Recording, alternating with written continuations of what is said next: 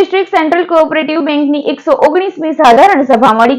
ભરત district central cooperative બેંકની 119મી સાધારણ સભાનું આયોજન મંગળવારે બેંકના સભાખંડમાં થયું.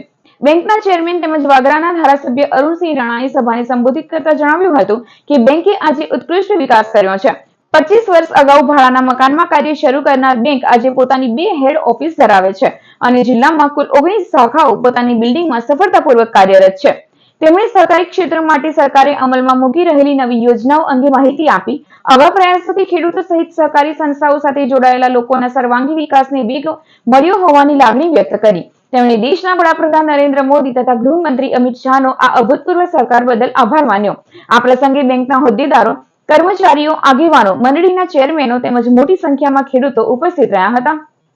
આજે મને ગર્વ સાથે હું કહીશ કે આજથી 25 વર્ષ પહેલા ડિસ્ટ્રિક્ટ કોઓપરેટિવ બેંકનું ભાડાના મકાનમાં હતી.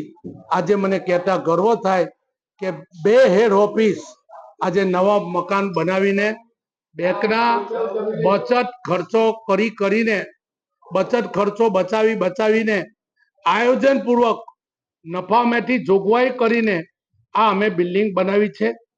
અમે કોઈ ધિરાણ લીધું નથી અને મારા શાસનમાં તમામ ખેડૂતો દેવામાંથી મુક્ત થઈ ગયા છે. એનું જો કોઈ કારણ હોય તો આ દેશના વડાપ્રધાન નરેન્દ્ર મોદીજી, આપ અમારા સૌના વડીલ રાહબર અમિત શાહજીની દોરવણી હેઠળ કોઈ ખેડૂત દેવામાં ના રહે, 0% વ્યાજ મળે. પહેલે 3 લાખ હતા, આજે 5 લાખ થયા છે. એનો પણ આ દેશના વડાપ્રધાન મોદીજીનો આ સાધારણ સભા આભાર માને છે. અમિત શાહજીએ પણ આવીને 52 જેટલા નવા સુધારા નવી ટેકનોલોજી સાથે જોડવાનું કામ કર્યું છે.